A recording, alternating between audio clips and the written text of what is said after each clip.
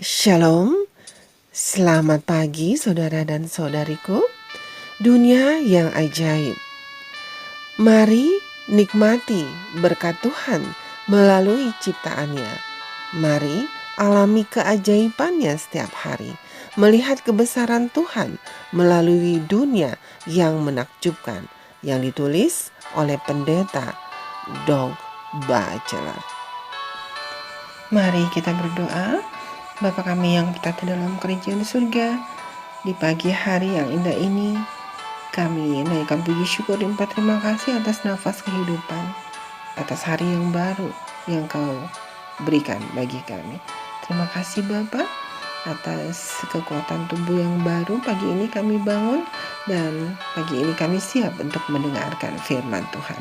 Kiranya apa yang akan kami dengar nanti menolong kami lebih mengerti maksud Tuhan dalam kehidupan kami melalui ciptaan-Mu, dunia, hewan.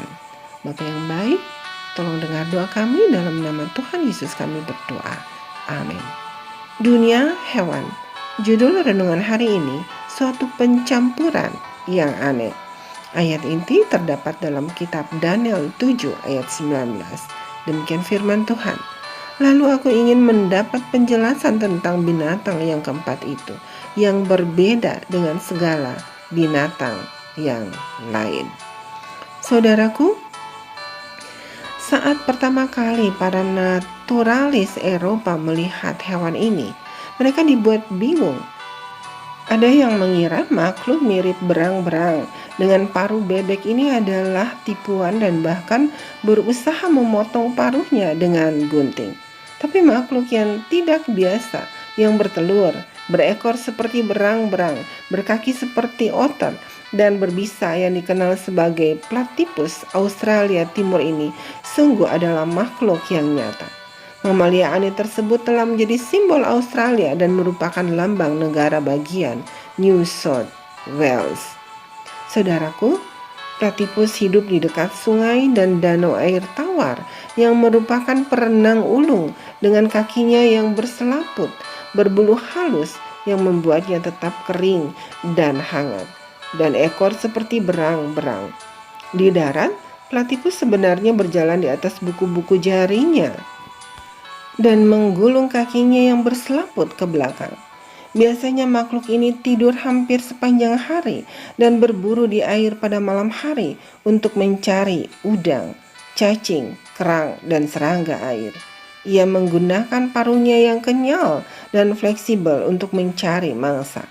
Hewan ini memiliki ratusan reseptor yang merespons sentuhan dan arus listrik kecil yang dibuat oleh mangsa ketika mereka bergerak. Menariknya, ia berenang dengan mata dan telinga dan hidung yang tertutup. Predator yang memangsa makhluk aneh ini antara lain elang kecil, elang besar, burung hantu, dan rubah. Platypus tinggal di dalam liang, biasanya dengan 2 pintu masuk untuk melindungi dirinya. Pejantan mempunyai taji berongga di pergelangan kaki belakangnya yang berbisa. Itu dapat membunuh hewan kecil atau melumpuhkan manusia. Di awal tahun 1900-an, platypus diburu untuk diambil bulunya. Mereka sekarang dilindungi dan tidak terdaftar sebagai spesies yang terancam punah. Beberapa orang menyatakan bahwa Tuhan pasti mempunyai selera humor saat membuat platypus, namun sebenarnya adalah makhluk lain di dalamnya. Alkitab yang muncul sebagai penggabungan binatang-binatang yang berbeda. Ketika Daniel pertama kali melihat binatang ini, dia pasti sama bingungnya dengan para ilmuwan yang pertama kali melihat platypus. Tapi makhluk ini bukanlah binatang kecil yang lucu. Kemudian, aku melihat dalam penglihatan malam itu, tampak seekor binatang yang keempat yang menakutkan dan mendahsyatkan.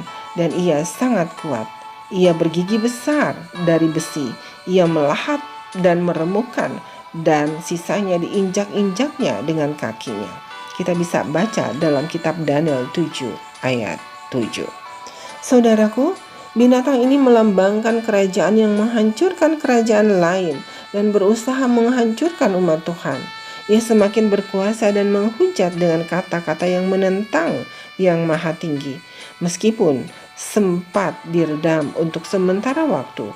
Kekuatannya bangkit kembali dan akan berperan di zaman akhir ketika Tuhan akhirnya akan membunuh kerajaan pemberontak ini. Ini adalah salah satu hewan yang semua akan senang jika dia menjadi punah. Terima kasih Tuhan atas pelajaran yang baru saja kami dengar. Kiranya Tuhan, kami umat-umat-Mu yang berdosa ini selalu mempunyai pengharapan kepada Tuhan. Kami selalu setia sampai Tuhan datang. Kami percaya hanya kuasa Tuhan sajalah yang bisa kami andalkan sehingga kami bisa melawan kuasa kegelapan. Terima kasih Tuhan, tolong dengar doa kami. Dalam nama Tuhan Yesus kami berdoa. Amin. Saudaraku, demikianlah renungan pagi hari ini. Tuhan Yesus memberkati. Amin.